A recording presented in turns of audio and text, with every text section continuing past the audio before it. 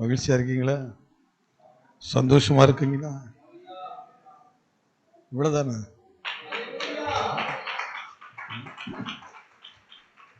பாட்டு பாடும்போது நல்லா இருந்தது. காலையிலும் மாலையிலும்.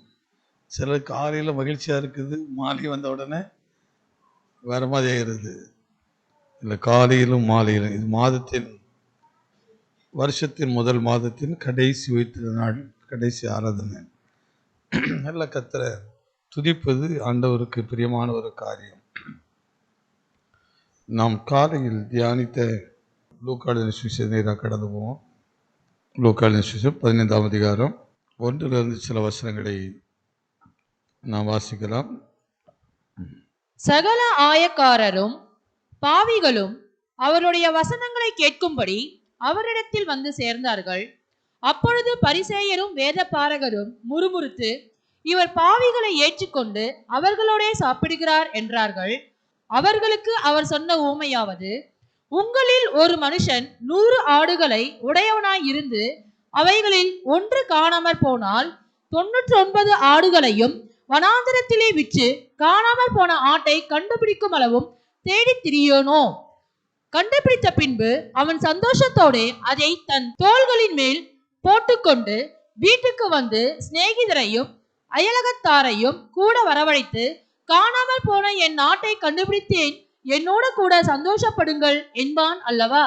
அதுபோல மனம் திரும்ப அவசியம் இல்லாத 99 நீதிமான்களை குறித்து சந்தோஷம் உண்டாகிறதை பார்க்கிலும் மனம் திரும்புகிற ஒரே பாவியின் நிமித்தம் பரலோகத்தில் மிகுந்த சந்தோஷம் உண்டாயிருக்கும் என்று உங்களுக்கு சொல்லுகிறேன். இந்த வார்த்தையை நான் படிக்கும் போது இதுல ஒரு விசேஷமான ஒரு காரியத்தை எத்தனை கவனித்தீங்க?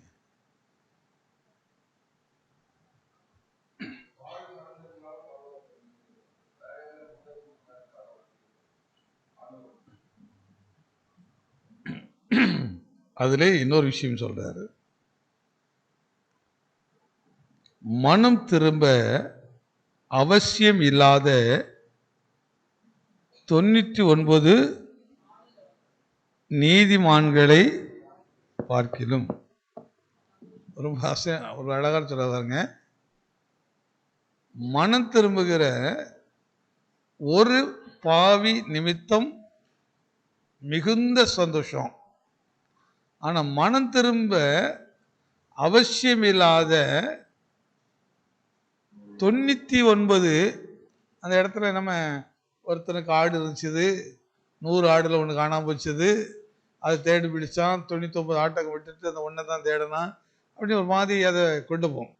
அதோடைய கொஞ்சம் கவனமாக அதை படித்து பார்க்கும் போது பாருங்க, தேவனுடைய மனதில் எதை குறித்த ஒரு பாரம் இருந்தது, எதை குறித்த ஒரு பாரம் இருந்தது. ஏன் இந்த உமையோடு இப்படி ஒரு காரியத்தை சொல்றாரு? மனம் திரும்புவதற்கு ஒரு கேள்வி வருது, நீதிமான் ஏன் மனம் திரும்பணும்? அவன் தான் நீதிமான் ஆயிடுச்சே, அவன் நீதிமான் மனம் திரும்பணுமா?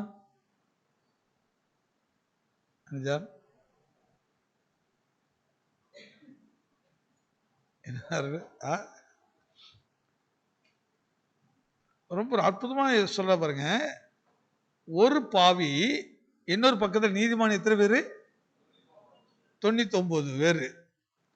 99 பேரை பார்க்கலாம், அந்த நீதிமான்களை பார்க்கலாம், இவருக்கு சந்தோஷம் எது கொடுத்தது? ஒரு பாவி மனம் திரும்புதலை குறித்துதான். அப்போ நீதிமான் என்ற பெயரில் வந்தவுடனே நம்ம யாரா மாறுகிறது இல்லை, தேவனுக்கு சந்தோஷத்தை கொடுக்கிறவர்களா இருக்கிறது இல்லை, தேவனுக்கு மகிழ்ச்சி கொடுக்கிறவர்களா இல்லை. இந்த 99 பேர் குறித்து நீதிமான் என்றுதான் சொல்லப்படுகிறது. அந்த நீதிமான்களை குறித்து அவர் மகிழ்ச்சி அடையவே இல்லையா? ஆனால் மகிழ்ச்சி அடைந்தது யாரை குறித்து? ஒரே ஒரு பாவி நிமித்தம் தான், ஒரே ஒரு பாவி நிமித்தம் தான். அதனால்தான் நம்ம நீதிமான் என்று என்னைக்கு சொல்ல ஆரம்பிச்சிட்டோமோ அன்னைக்கு நம்ம யாராதான் போயிருந்தோம்? தேவனுடைய மனதில் இருக்கிற கூட்டத்தில் இருக்கிறது இல்லை, தேவனுடைய சிந்தையில் இருக்கிற கூட்டத்தில் நம்ம இருக்கிறது இல்லை. தேவனுக்கு மகிழ்ச்சி கொடுக்கிற இடத்துல இருக்கிறது இல்லை. ஆனால் மனம் திரும்புகிற ஒரு மனிதனை பார்க்கும் போதுதான் தேவனுடைய இருதயம் மகிழ்ச்சியை உண்டாக்குறது. அப்போ தேவனுடைய ராஜ்யத்துக்கு போறதுக்கு நீதிமானா இருப்பது அவசியமா, மனம் திரும்புகிறது அவசியமா? நீதிமான யாரு? அப்போ மனம் திரும்பாம நீதிமான ஆயிட்டாரா?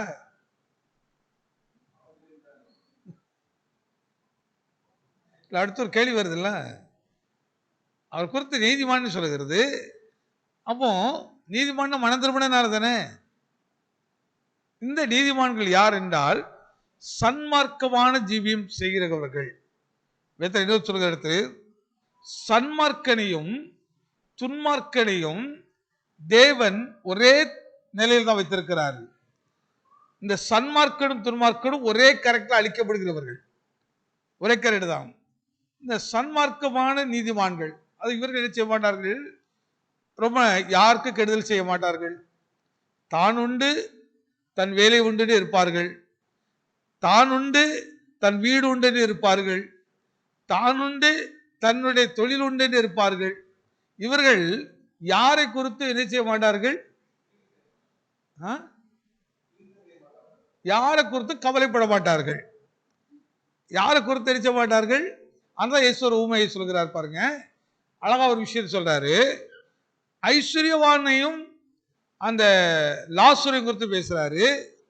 அவனும் ஏதாவது ஒரு தவறு செய்தான், ஒரு பாவி என்று சொல்லப்படுகிறதா?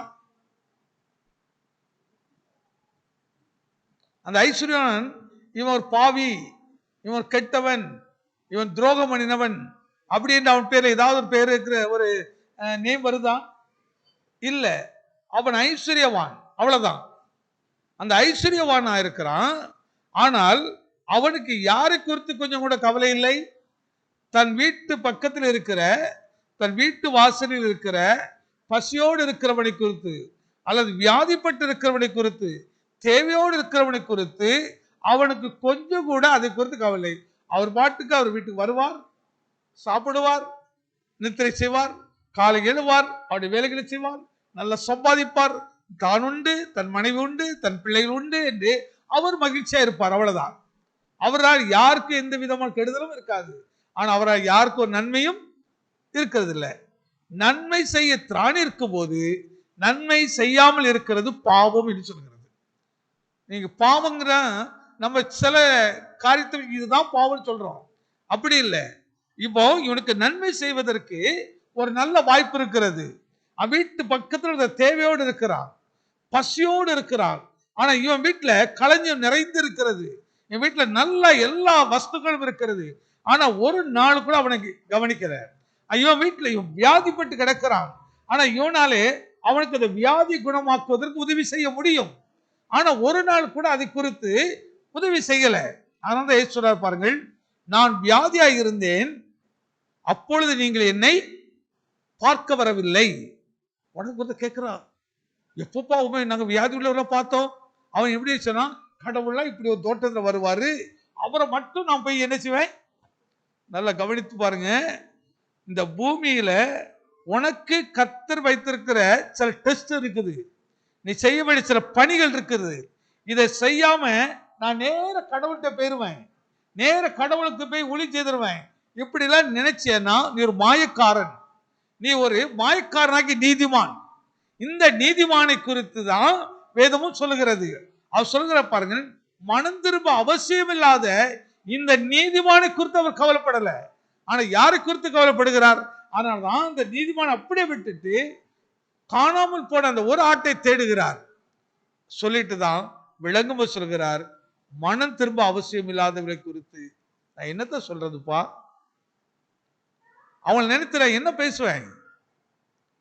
அவன் தனக்கு மேல ஒரு அந்த பேரை வச்சிருக்கிறான். சில சொல்லலாம், இது தேவனுடைய வீடு. ஆனா அங்க தேவன் இருப்பாரா இருக்கிறான்னு தெரியாது. பேர் என்ன பேர் இருக்குது?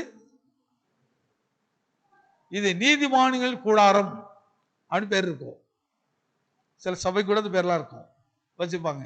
ஆனா அங்க தேவன் இருக்கிறாரா? சன்மார்க்கமான நீதிமான்கள், சன்மார்க்கமான ஒரு அந்த மன திரும்புதல் அப்படிங்கிற ஒரு அனுபவத்துக்குள்ள நான் வந்துட்டேன்னு பாருங்க. அதுக்கப்புறம் அவனுக்கு ஒரு பாவத்துல இருந்து ஒரு வெளியே வர்றான். ஒரு பயங்கரமான குடி பழக்கத்துல அடிமை. அதனால தன் ஆஸ்தியெல்லாம் இழந்திருக்கிறான், தன் மரியாதைலாம் இழந்திருக்கிறான், தன் கௌரவத்தெல்லாம் இழந்திருக்கிறான். அப்படி இழந்து போன ஒருத்தன் இப்ப கர்த்தரா இயேசுவை அறிந்து கொள்கிறான் பாருங்க. அறிந்து கொண்டு இப்ப வாழ்க்கை விடுதலை அடைகிறது. இப்ப அவனுக்கு கண் திறக்கப்பட்ட பார்க்கிறான், ஐயோ என்னுடைய பாவம் அல்லவா நான் இவ்வளவு கஷ்டத்துக்கு காரணம், இவ்வளவு வேதனைக்காரன், என்னோடு நான் கட்டின மனைவிக்கு பாரமா இருந்திருக்கிறேன், பெற்ற பிள்ளைகளுக்கு பிரயோஜனம் இல்லாம இருந்திருக்கிறேன், ஐயோ என்ன பெற்றவளுக்கு பிரயோஜனமா இருந்திருக்கிறேன் என்று எப்போ அவனுக்கு உணர்வு வருது, இந்த மனம் திரும்பின உடனே ஆவிக்குரிய கண் திறக்கப்படும் போது இந்த டிஃபரெண்ட் தெரியுது. தெரிஞ்சதுக்கு அப்புறம் இவன் சும்மா இருப்பான்னு நினைக்கிறீங்களா? ஏதாவது ஒருத்தர் குடிச்சு விழுந்து கிடந்தா உடனே ஓடுவான், அவனை தூக்குவான், தூக்கி எடுத்து வைத்து கொண்டு அவனோடு பேசுவான். என் மகனே யாப்பான் இப்படி கிடக்கிறாள், இதே போல ஒரு நாள் இருந்தேன், ஒரு நாள் இப்படிதான் கிடந்தேன், என் வாழ்க்கையெல்லாம் நான் எல்லாவற்றையும் இழந்து போனேன், இப்படிப்பட்ட என்னை இயேசு ரட்சித்தார், என் வாழ்க்கை மாறினது, நீ நன்றாக வாழ வேண்டும் என்று நான் விரும்புகிறேன் அப்படி என்று அவனுக்கு எப்படியாவது அவன் ரட்சிக்கப்பட வேண்டும், மனம் திரும்ப வேண்டும் என்று அவனுக்காக நேரத்தை கொடுப்பான், பணத்தை கொடுப்பான். பாருங்கள், இயேசுவோட ஓமையில ஒண்ணு கவனித்து பாருங்க. நான் அப்படி டைரக்ட் அப்படி சொல்லிட்டு போறேன். ஒருத்தரை குறித்து பேசுறாரு. எப்படி பேசுறாரு? ஒரு மனுஷன் எருசலேம் விட்டு எரியுக்கு போறான். போற வழியில் கள்ளர் கைகளில் அகப்பட்டு குத்துயிராக கிடக்கிறான். அவனை குத்தி காயப்படுத்திட்டு அவன்கிட்ட இருக்க எல்லாத்தையும் எடுத்துட்டு போயிட்டாங்க. இப்போ மரணத்தோடு போராடுகிறான். அந்த இடத்துல யாரெல்லாம் வருகிறான்? முதல்ல யார் வராரு? சமாரியான.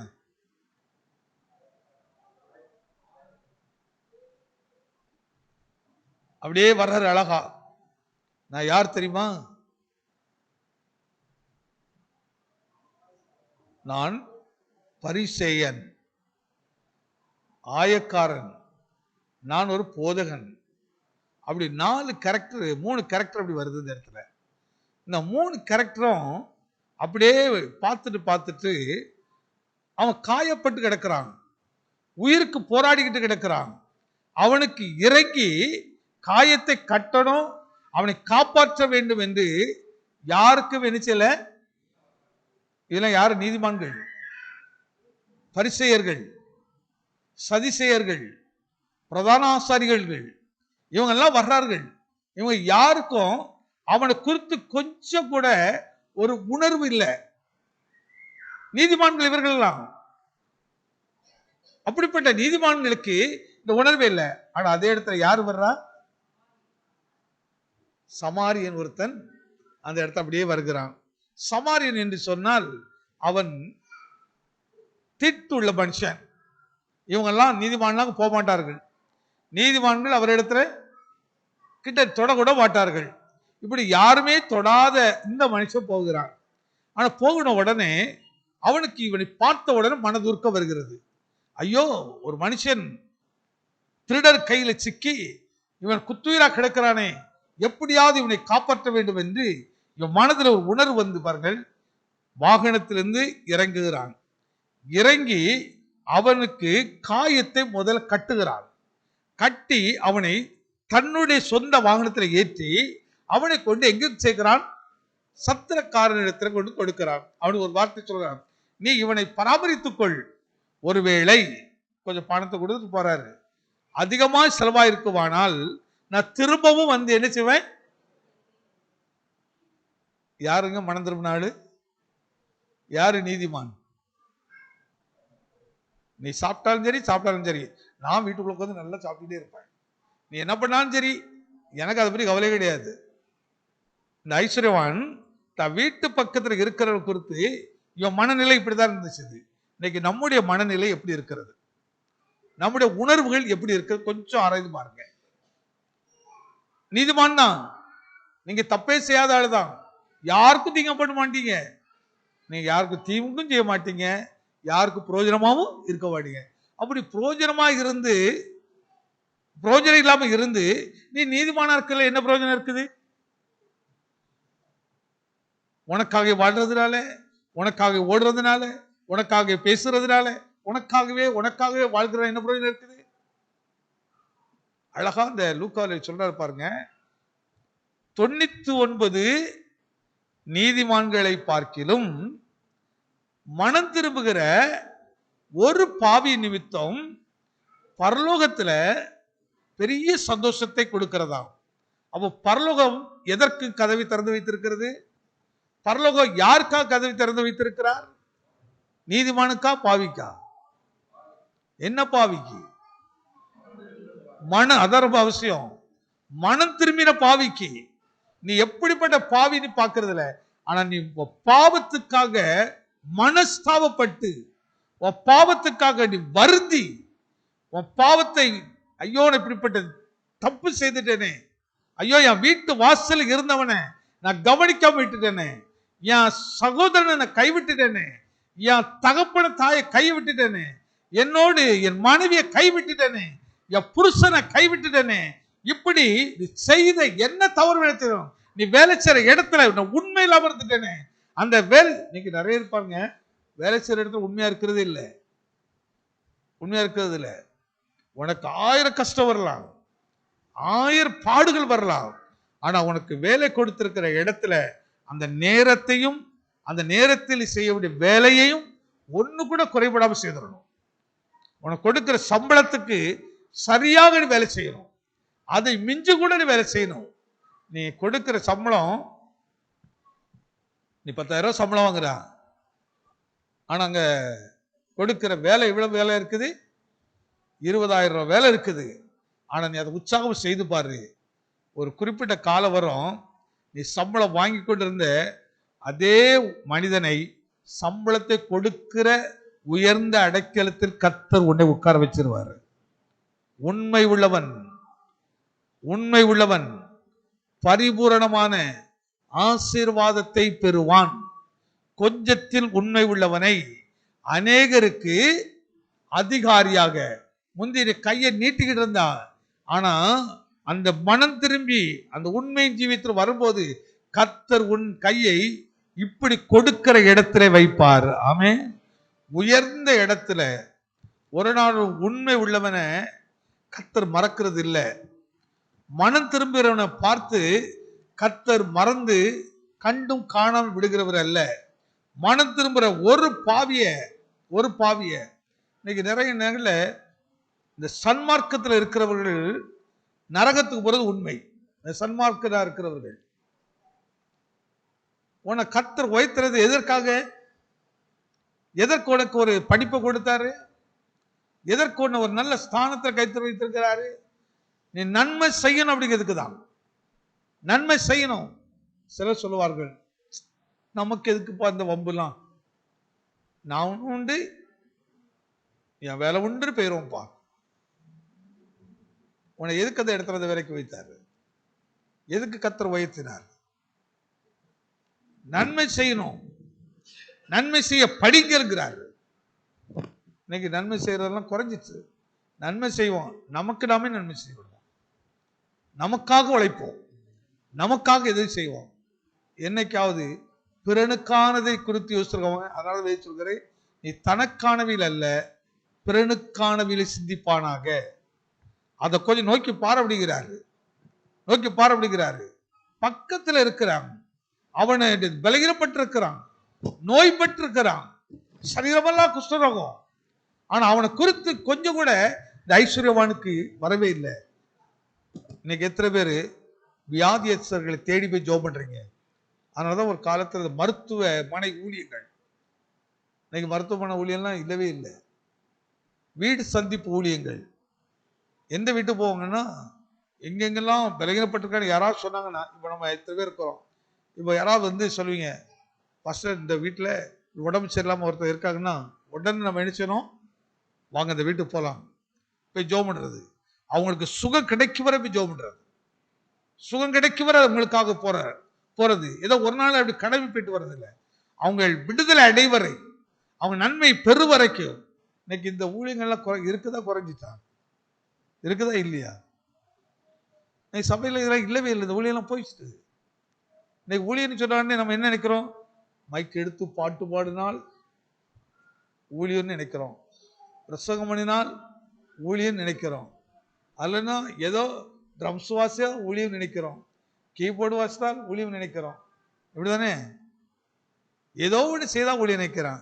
ஆனால் இந்த நீதிமான்களை பார்க்கிறோம், ஃபீல்டு ஒர்க்ல இறங்குறோம் பாருங்க, மனம் மாற்றத்துக்காக ஓடுறோம் பாருங்க, ஒருத்தர் கஷ்டப்படும் போது ஓடுறோம் பாருங்க, ஒருத்தர் வியாதிப்பட்டு ஓடுறோம் பாருங்க. இந்த ஐஸ்வர்யோட குறித்து பாருங்க, நான் அதை அடிக்கடி அந்த ஐஸ்வர்ய மனதில் அப்பவும் கொண்டு வருவேன். இவன் என்ன பாவம் செய்தான், இவன் நரகத்துக்கு பிறகு என்ன பாவம் செய்தான், இவன் நரகத்துல தான் சந்திக்கிறாங்க, இதே நபர்கள் மீண்டும் சந்திக்கிறாங்க. நல்லா கவனிச்சு பாருங்க, நல்லா தெரிஞ்ச கதை தான், ஆனா அதை கொஞ்சம் அப்படியே உணர்வோடு கொஞ்சம் யோசிச்சு பாருங்க. இப்ப நானும் இம்மானுவேலும் இங்க எப்படி சந்திக்கிறோமோ இதே போல எங்க சந்திக்கிறோம், மரணத்துக்கு பின்பு சந்திக்கிறோம், ரெண்டு பேரும் சந்திக்கிறோம். சந்தித்தா திடீர்னு பார்த்த இம்மானுவேல் ஆபிரகாம் மடியிலே உட்கார்ந்து கொண்டு இருக்கிறார். ஆனா பிரசங்கம் பண்ண நான் எங்க இருக்கிறேன், அக்கினியும் கந்தகமும் எரிகிற அந்த இடத்துக்குள்ளே உட்கார்ந்துட்டு இருக்கிறேன். இங்க பார்க்கிறேன், ஐயோ இந்த இம்மானுவேல் அங்க போய் உட்கார்ந்து இருக்கிறானே அப்படி என்று பார்க்கிறேன். அப்ப கொஞ்சம் கவனிச்சு பாருங்க, இங்க பேசுறது அவன் கேட்குது, நாங்க பேசுற இம்மானுக்கு கேட்குது. அப்ப கேட்கிற தூரத்துல தான், பார்க்கிற தூரத்துல தான் ரெண்டுமே இருந்திருக்குது. நரகமும் இருந்திருக்கிறது, அக்கினியான கந்த கடலும் இருந்திருக்குது. ஏன்னா அந்த கடல் மனுஷனுக்காக ஆயத்தப்படுத்தப்பட்டது அல்ல, அது பிசாசுக்கு என்று ஆயத்தப்படுத்திருக்கு. ஏன் பிசாசுகளை துரத்தணும், ஏன் பிசாசு பிடியிலிருந்து ஜனங்கள் விடுதலை அடையணும்.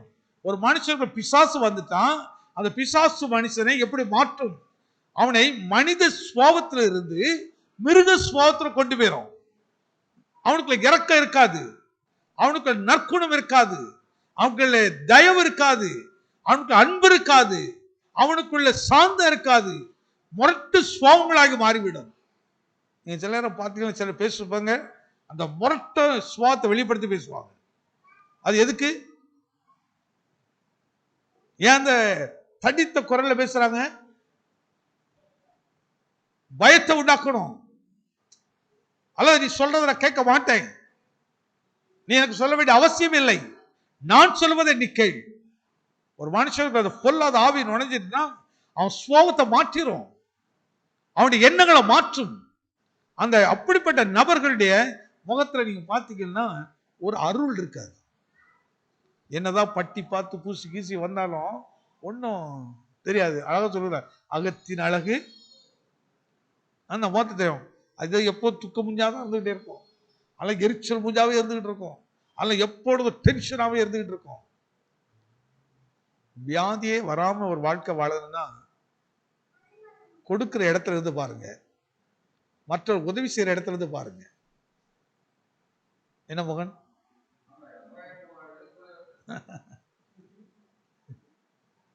நீ அந்த இடத்துல வந்து பாருங்களேன், அந்த ஸ்பாட் கொஞ்சம் வந்து பாருங்க.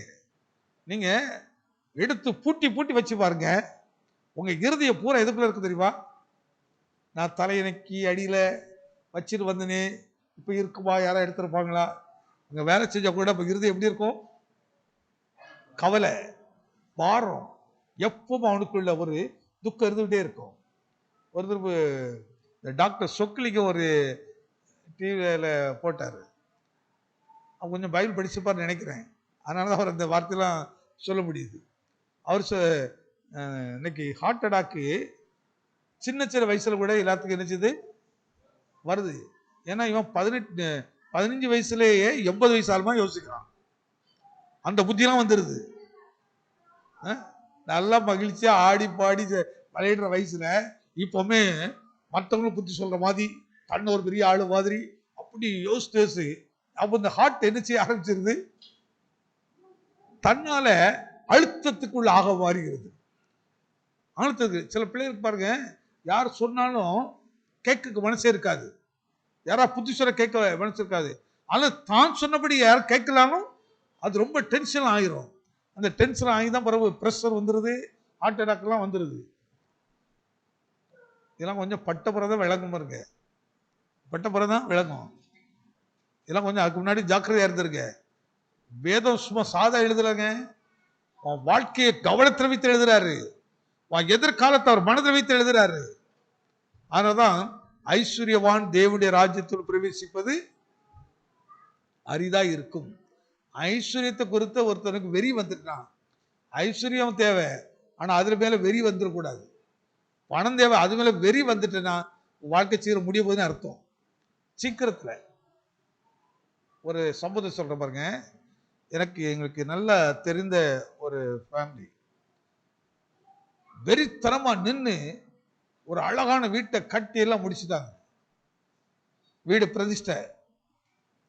பிரதிஷ்டை எல்லாம் காடுலாம் அடிச்சு எல்லாம் அடிச்சிருக்காங்க. அதாவது நாளைக்கு காலையில அந்த வீடு பிரதிஷ்டை. ஒரு 4 மணிக்கு அந்த புரோதியர் அங்க இந்து இது எல்லாத்தையும் ரெடி பண்ணிட்டு வந்துட்டு என்ன வாசல்னு இப்படி எட்டி பார்த்தாருங்க. மயங்கி விழுந்தாரு. டாக்டர் தூக்கிட்டு போனாங்க. ஆளு இறந்துட்டாரு. இப்ப இது யார் அனுபவிக்க போறா? யார் அனுபவிக்க போறா? உலகெல்லாம் சொல்லுது, ஊரெல்லாம் சொல்லுது, அப்பா என்ன நீ ஓடுனான், ஓடி எத்தனை பேர் வைத்து அடிச்சான், வட்டிக்கு கொடுத்து சொத்தை எழுதி வாங்கினான். அவங்க வேலை என்ன? பணம் வட்டி கொடுப்பாங்க. அவன் திருப்பி கட்டலன்னா அதுக்கு வட்டி போடுவான். ஒரு அமௌண்ட் வந்த உடனே இப்ப நீ இவ்வளவு பணத்தை கொடுக்கல, வீட்டை எழுதி கொடுக்குறியா, நிலத்தை எழுதி கொடுக்குறியா, இப்படிலாம் வாங்குற ஆளு. இப்படி வாங்கி சம்பாதிச்சு ஒண்ணு லாபம் இருந்து அப்படி வளர்ந்த ஆளு. கரெக்டா ஒரு வீடை கட்டின, பெரிய வீடு, கிட்டத்தட்ட வீட்டுக்குள்ள 7-8 பெட்ரூம்லாம் இருக்கு. அந்த மாதிரி அந்த வீட்டுக்குள்ள கத்துறவனை அனுமதிக்கல பாருங்க. 45 வயசு தான் இருக்கும். 45 வயசு தான் இருக்கும். பிரதிஷ்டை எப்படி இருக்குது வீடு? வீடு திறப்பு விழா. இப்ப என்ன விழாவா மாறிட்டு? சபைக்குள்ள இருக்கிற தேவ பிள்ளைகளுக்கு இதெல்லாம் கவனமா நம்ம இருக்க வேண்டியும். அவன் பக்கத்துல ஒருத்தன் அவன் எதிரியா இருந்தாலும், அவன் பாடுகள்ல இருந்தான், ரொம்ப சுலபமான ஒரு மனுஷன் தொடர நேரம் இடம் எதிரின்னு சொன்னா, இப்போ உங்களுக்கு ரொம்ப எதிரியா இருப்பாங்க, உங்களுக்கு நிறைய தொல்லை கொடுத்துருப்பாங்க, அவனால் நீங்க நிறைய பாடுபட்டு இருப்பீங்க. ஆனா அதே நேரத்துல அந்த வீட்டுல கஷ்டம் வரும்போது நீங்க போய் முதல்ல என்ன உதவி செய்து பாருங்க. அந்த வீட்டுல நம்பிக்கையின் ஆளாக நீங்க மாறிடுவீங்க. அந்த நபருக்கு அதுக்கு நீங்க என்ன சொல்லி அதை கேட்கிற ஆள இடத்துக்கு வந்துடுவீங்க. உதவிங்கிறது சாதாரணங்க. இரக்கம் செய்கிறவனுக்கு இரக்கம் காட்டப்படும். உதவி செய்கிறவனுக்கு உதவி கிடைக்கும். ஆனா நம்ம படிக்கிறோம், ஆனா ஒரு நாள் இதை செய்கிறது இல்லை. கடந்து போயிட்டே இருக்கிறோம். நான் பக்கத்து வீட்டுல ஒரு ஏதாவது ஒரு அழுகு சத்தம் கேட்டுச்சுன்னா உடனே போய் நம்ம எதுக்கு போயிட்டு பாடு, ஏதாவது பிரச்சனை வந்துருவோம் அப்படின்னு நம்ம நினைச்சு அப்படியே விலகிறோம். ஒரு நாள் நான் மேல படுத்திருந்தேன். இந்த பக்கத்து வீட்டுல திடீர்னு பயங்கரமா சத்தம் கேட்குது. உடனே ஓடி இறங்கி கீழே போய் பார்த்தா அந்த மனுஷன் இறந்துட்டார். சத்தம். அவர் இந்து மனுஷன், நமக்கு இந்த பழக்க வழக்கம் இல்லை. ஆனா ஒருத்தர் வீட்டுல ஒரு சத்தம் கேட்குன்னா உடனே போய் நிக்க வேண்டியது யாரா இருக்கணும்? ஏசுதாசும் ஜோசப்பும் ஜானும் மரியானும் மேரியும் தான் என்ன செய்யணும்? ஏசுராமாவும் தான் அங்க போய் முதல்ல நிக்கணும். நம்மளை அதுக்காக கத்துற வச்சிருக்கிறாரு, அதுக்காக தெரிந்து கொண்டிருக்கிறாரு. ஓடு மகனே, துயரப்படுறாங்க நீ போங்க, கஷ்டப்படுறாங்க நீ போங்க, நீ போய் அவங்க ஜோம் பண்ணிட்டு வா. நீங்க போய் பணம் தான் கொடுக்கணும் அப்படி இல்லை. ஒரு பணம் இல்லைன்னா கூட நீங்க போய் நீங்க ஒரு வார்த்தை சொல்லுங்கள், அந்த வீட்டுக்கு ஆறுதல் கிடைக்கும், அந்த வீட்டுக்கு பிரயோஜனமா இருப்பீங்க. அதனால சொல்ற பாருங்கள், சமாதானத்தை கொடுப்பது எவ்வளவு பெரிய ஆசீர்வாதம் தெரியுமா? வாக்கியவான்கள் என்று சொல்கிறது. 99 நீதிமான். எனக்கு இந்த வார்த்தை ரொம்ப ஒரு மாதிரி இருக்குது. நீதிமான கர்த்தர் எரிச்சல சந்தோஷத்தை கொடுக்கல, அவருக்கு ஒரு மகிழ்ச்சியை கொடுக்கவே இல்லை. ஆனா மனம் திரும்பின பாவியை குறித்து, அதனாலதான் என்னைக்கு பாருங்க, யார் இவங்க பாவி அப்படின்னு நம்ம தள்ளிடக்கூடாது. அவன் டக்குனு மனம் திரும்பிடுவான். கர்த்தரிடத்துல ஒப்பு கொடுத்த வாழ்க்கைய அவன் மனசுப்பட்டு ஆண்டவரே நீ காப்பாத்திட்டு வந்துடுவான். உடனே கர்த்தர் அவனை தூக்கி தோளில் போட்டு அவன் முன்னாடி வந்து நிற்பாரு. அப்படி வெட்கப்பட்டு போயிடுவான். அவர் மாறுபட அழைச்சி தோள்ல போட்டு கொண்டு வந்துடுவாரு. நீ மனம் திரும்ப ஒரு ஆளை நீங்க நடத்திட்டீங்கன்னா, எங்க நமக்கு ஒரு கிரீடம் இருக்கா இல்லையா? கிரீடம் இருக்கா இல்லையா? நீங்க எவ்வளவு காணிக்க கொடுத்தீங்க, எவ்வளவு இது பண்ணினீங்க, இதெல்லாம் கிரீடத்தை கொண்டு வராது, இதெல்லாம் கொண்டு வராது. ஆனா ஒரே ஒரு இந்த வார்த்தை கொஞ்சம் படிச்சு பாருங்க, எப்படி பாருங்க. 6 கொஞ்சம் படிங்க. வீட்டுக்கு வந்து சிநேகிதரையும் அயலகத்தாரையும் கூட வரவழைத்து காணாமல் போன அந்த ஆட்டை நான் கண்டுபிடித்தேன், என்னோடு கூட சந்தோஷப்படுங்கள் என்பார் அல்லவா? அந்த வார்த்தைக்கு வருது பாருங்க. ஒரு காணாமல் போன, தவறி போன அந்த மனுஷனை தேடி கண்டுபிடிச்சு, எங்க இந்த சந்தோஷத்தை பண்றதுனால அவனுக்கு என்ன இருக்குங்க? ஏங்க இவருக்கு சந்தோஷம் வரணும்? ஒரு ஊழியக்காரனுக்கு ஏன் அப்படி அந்த மகிழ்ச்சி இருக்கணும்? காணாம தானே போச்சுது, அது திமிரு பிடித்து ஓடிச்சுது, வார்த்தை செவி கொடுக்காம ஓடி போச்சுது, மெய்ப்பனை ஏமாத்திட்டு ஓடி போச்சுது. ஆனா ஓடி போச்சுட்டு விடல. ஆனா அந்த மெய்ப்பன் தேடி பிடித்து கண்டுபிடித்து விட்டான். கண்டுபிடித்து அதை தோழி சுமந்து வீட்டுக்கு கொண்டு வந்தான். வந்த உடனே வீட்டார் எல்லாரும் என்ன செய்யறாங்க? சொல்றான், எப்பா பாரு கண்டுபிடிச்சிட்டேன் நீ. அதோட விட்டானா? அடுத்த நினைச்சிடா பாருங்க. அது போல இல்ல வீட்டாரு, அதுக்கப்புறம் உடனே அயலகத்தாரையும் உடனே பக்கத்து வீட்டில் உள்ளவங்களெல்லாம் கூப்பிடுறாரு பாருங்க.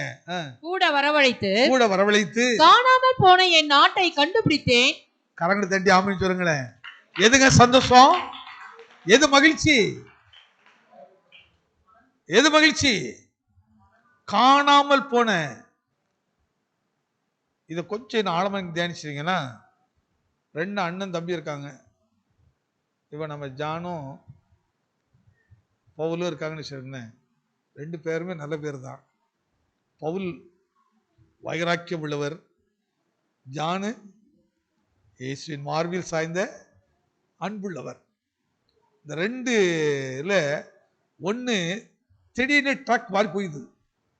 நல்ல ட்ராக்ல கரெக்டாக தான் போயிட்டு இருந்துச்சு, திடீர்னு மாறி போகுது.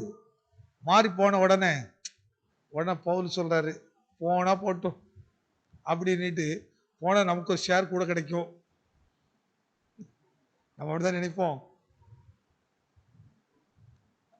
அப்படிதாங்க நினைப்போம். ஒரு நாள் ஒருத்தங்க ஒரு சாட்சி சொன்னாங்க. சாட்சியில் ஒரு சம்பவத்தை சொன்னாங்க. ஐயா, ஒரு ஃபேமிலி இருக்குது, அந்த ஃபேமிலியில் 2 அண்ணன் தம்பி. அந்த தம்பிக்கு அண்ணன் கல்யாணம் கூட பண்ணியே வைக்கல. அவர் அப்படியே ஒரு மட்டமாக்கி ஆக்கி ஒன்றில்லாத ஆளுமா ஆக்கிட்டாரு. எதுக்கு அப்படின்னீங்கன்னா, இவர் செத்துட்டாக்கி அது சொத்துல யார் கிடைக்குமா? என்ன புத்தி பார்த்தீங்களா? ஆனா வெளியே பார்க்க என்ன ஆளு? சார்வாங்க வணக்கம் எல்லாம் போடுறாங்க. ஆனா சுவாமம் எப்படி இருக்குது? என் தம்பியுடைய வாழ்க்கை கட்டப்படாம இருக்குதே, அவனுக்கு எப்படியாவது வாழ்க்கை கட்டி அவனை உருவாக்க வேண்டும் என்ற அந்த வாஞ்சை வரல, அந்த பாரம் வரல, அந்த உணர்வு வரல. ஏன் வரலன்னா, இவன் மனம் மாறாத ஆளு. என் மனதுல மிருகம் இருக்கிறது, அவன் மனதுல பிசாசு குடி இருக்குது. தேவ அன்பு இருக்குமானால் அப்படி இருக்குமா?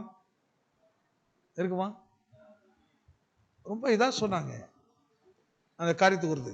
அது கேட்கும் போதே நமக்கே ஒரு கோபம் வருது. கேட்க வரும்போது இப்போ காணாம ட்ராக் மாறி போச்சுது. இப்ப அடுத்து பவுல் என்ன செய்யணும்? எல்லாத்தையும் விட்டுட்டு எப்படியாவது எங்க ஜான் இருக்கிறான் ஓடணும், தேடணும், கண்டுபிடிச்சு அவளுக்கு புத்தி சொல்லணும். எப்பான்னு இப்படி போயிட்டியே, ஆண்டவர் நமக்கு செய்ததெல்லாம் பார்த்தியா, நமக்கு எப்படி நடத்தினாரு, நீ இல்லைன்னா அம்மா அப்பா இவ்வளவு கஷ்டப்படுவாங்க, நாங்களே இவ்வளவு பாடுபடுவோம், எப்படி போயிட்டியேன்னுட்டு அவனுக்கு புத்தி சொல்லி அவனை அழகா குளிப்பாட்டி காலையில் சொன்ன மாதிரி அவனுக்கு என்ன செய்யணும்? நல்ல வஸ்திரத்தை உடுத்து கையில மோதிரத்தை போட்டு அவனை தூக்கி கொண்டு என்ன செய்தான்? வீட்டுக்குள்ள வந்துட்டு உடனே எல்லாம் சொல்லணும், தானை கண்டுபிடித்து விட்டு. தப்படுத்துறதுப்பா, தப்பா எடுக்க முடியும்.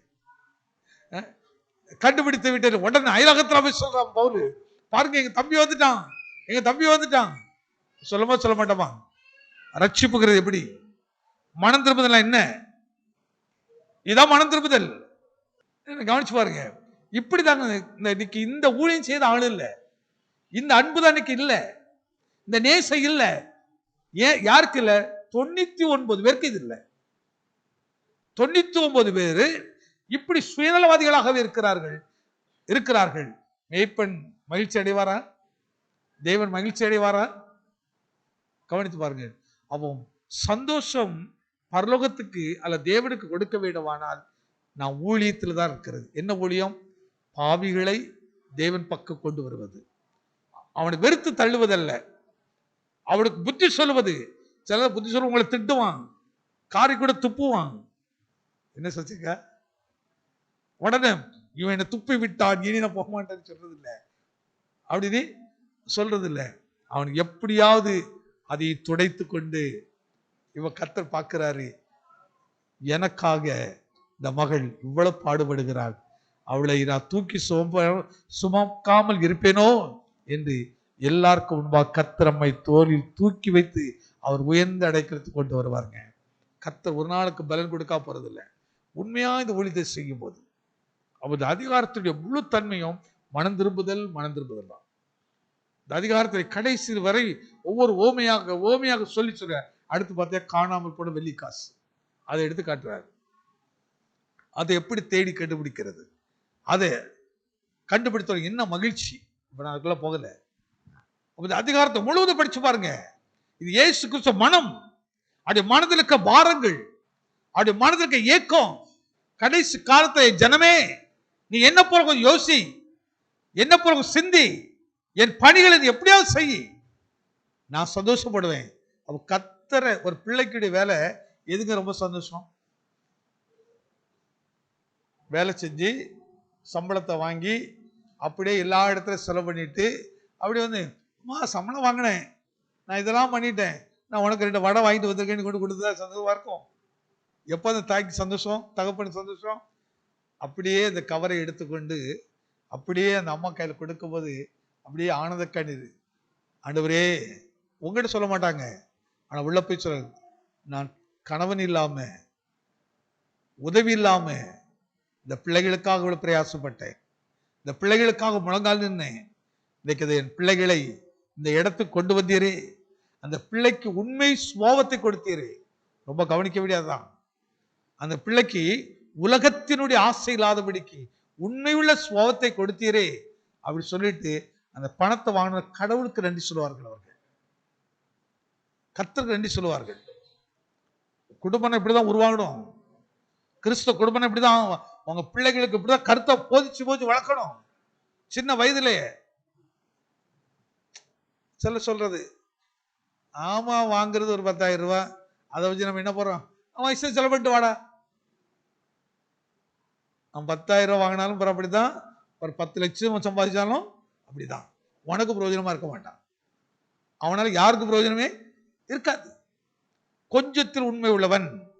அப்போ ஒரு சின்ன வருமானம் வரும்போதே அதை எடுத்துக்கொண்டு யாருக்கு கையில கொடுக்கணும்? இப்ப கல்யாணம் ஆகி வர்றோம், மனைவி தப்பெல்லாம் எடுத்துடாதீங்க, அது தன்மையை புரிஞ்சுக்கிடுங்க. சம்பளம் வாங்குற கல்யாணம் ஆகணும் உடனே முதல்ல சம்பளத்தை வாங்கி கொண்டு யார் கையில் கொடுக்கணும்?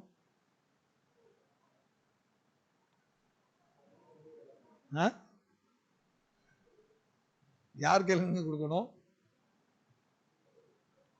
நான் அதை செய்து விட்டேன், இதை பண்ணி விட்டேன் எப்படின்ட்டு ஒரு பேப்பர்ல எழுதி வாங்கின சம்பளம்லாம் இப்படி ஆயிட்டுங்க அப்படி ஒரு பேப்பர்ல எழுதி கொடுத்தா எப்படி இருக்கும்? எப்படி இருக்கும்? ரொம்ப மகிழ்ச்சியா இருக்குல்ல?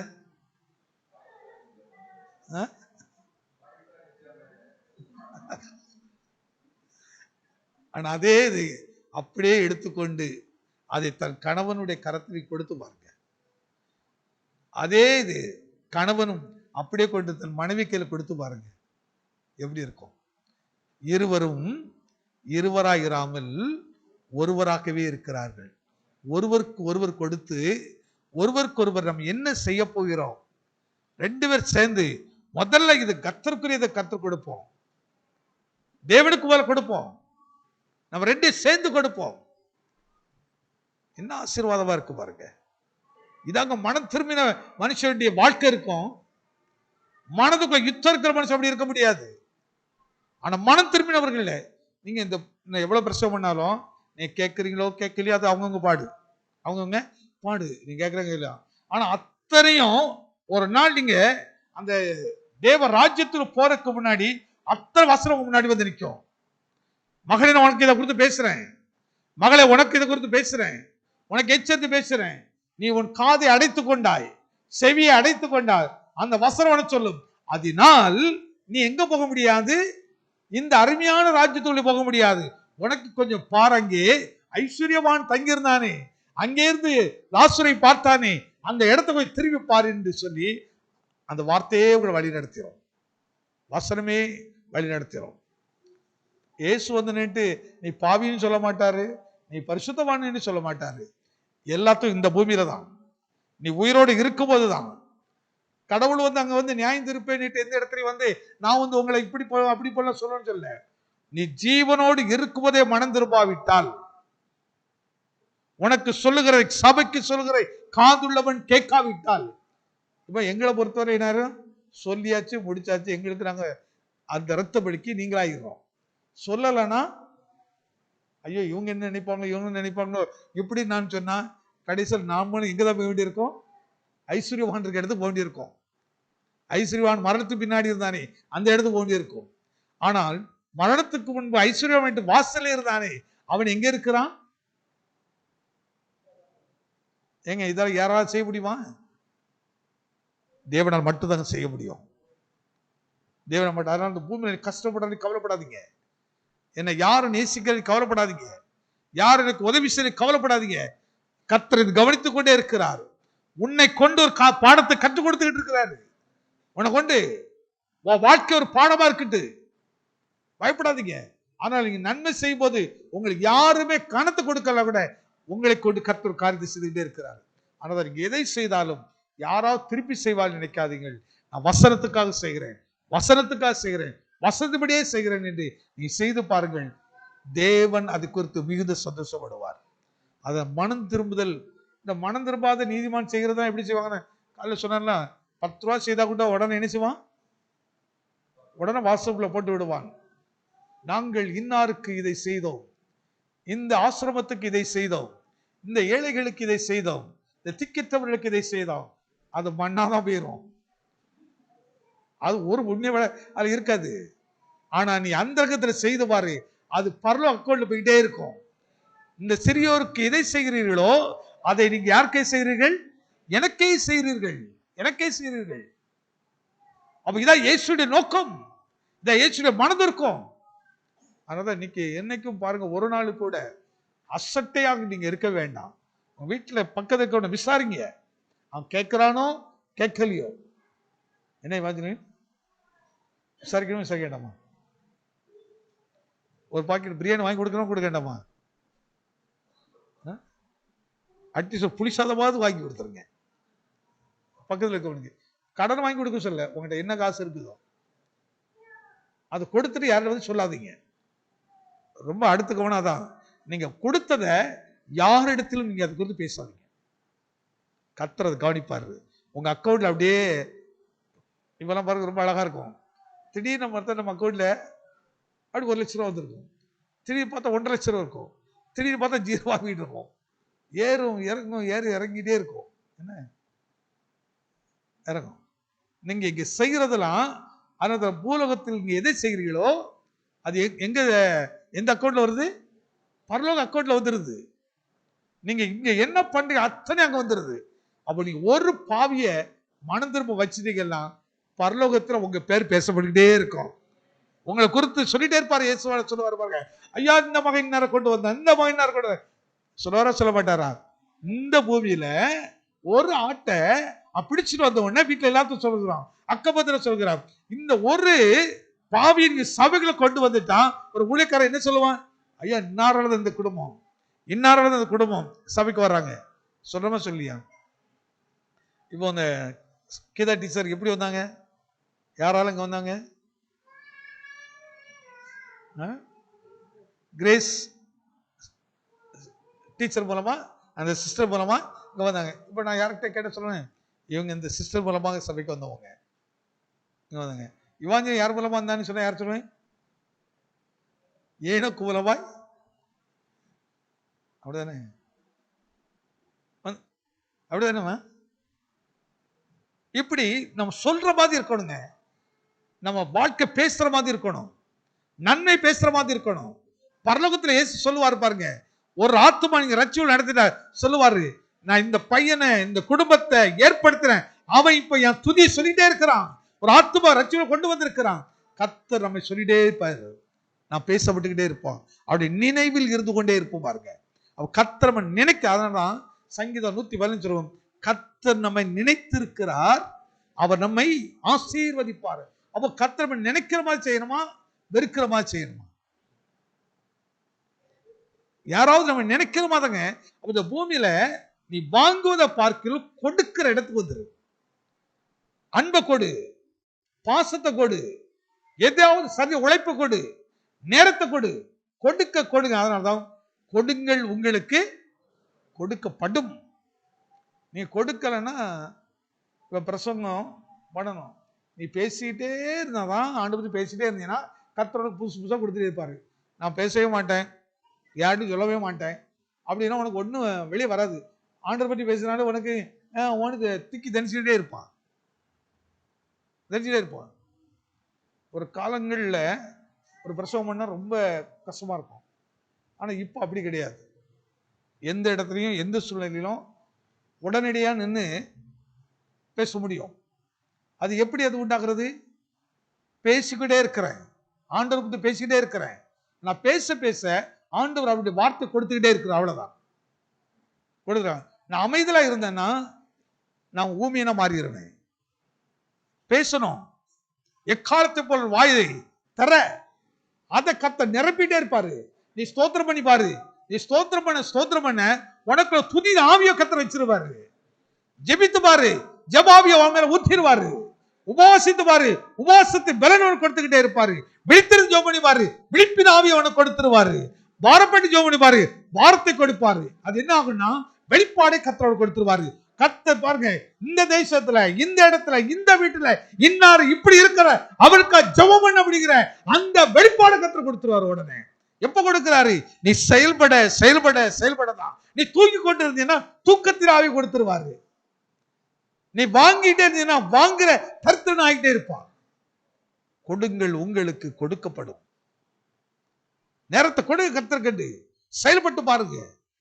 வாழ்க்கை எப்படி மகிமையாக சந்தோஷமா இருந்து பாருங்க.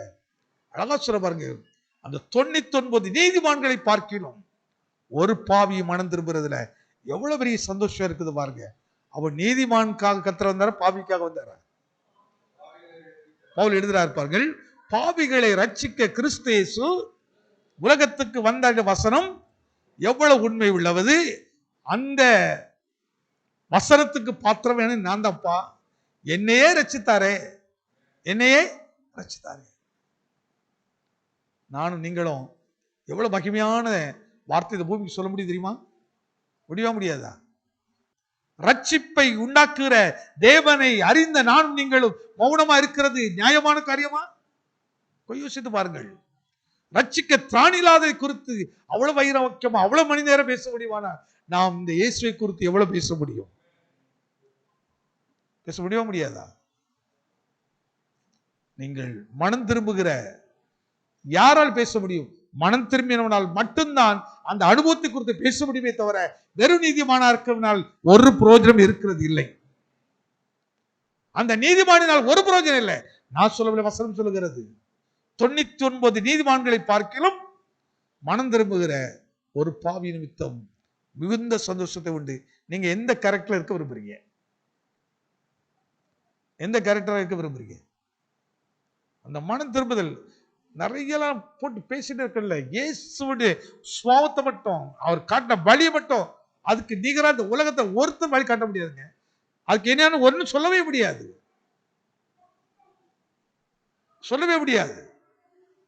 ஒரு பிராமின் ஒருத்தர் ஒரு சின்ன ஒரு வீடியோ ஒன்று போட்டு தான் பார்த்து. அப்போ சமஸ்கிருதத்தில் ஏதோ ஒன்று சொன்னாங்க, அதுல இருக்கிறது ஒன்று.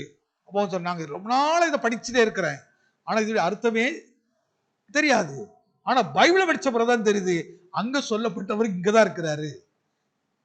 அப்ப நான் இங்க இருக்க வேண்டிய ஆளு, ஆனா எங்க இருந்துகிட்டு நான் படிச்சுட்டே இருந்திருக்கிறேன். குருடர்கள் இருக்க இடத்துல போய் நான் தேடிக்கிட்டே இருந்திருக்கிறேன். ஆனா எங்க வழி இருக்குது? இந்த பைபிள்ல தாங்க இருக்குது, இங்கதான் இருக்குது. ரொம்ப அற்புதமான, நான் போதித்து நடத்துகிற பைபிளுங்க. இதை இரவு போல் படிங்க, தனிமையா இருந்து படிங்க, நல்ல தியானிங்க. அதை படிச்சு அப்படியே படிச்சுக்கிட்டு, எப்படி சொல்றதுன்னா, இந்த வசனம் படிக்கும் போது உடனே அப்படி எந்திரிச்சு அப்படி ஸ்தோத்திரம் பண்ணணும், அப்படியே நடந்துட்டே ஸ்தோத்திரம் பண்ணணும். நீங்க அப்படி பண்ண அப்படி வசனம் மைண்டுக்குள்ள அப்படியே அப்படியே செட் ஆயிரும் பாருங்க. உள்ள பேங்க் மாதிரி உள்ள ஸ்டோர் ஆயிரும். நீங்க எப்பெல்லாம் பணம் தேவை போது எங்க போய் எடுக்கிறீங்க? ஏடிஎம் சொல்லுறீங்க பாருங்க. அந்த மாதிரி பிரச்சனை வரும்போது இந்த வசனம் உடனே உனக்குள்ள வந்து நிற்கும். ஆமே.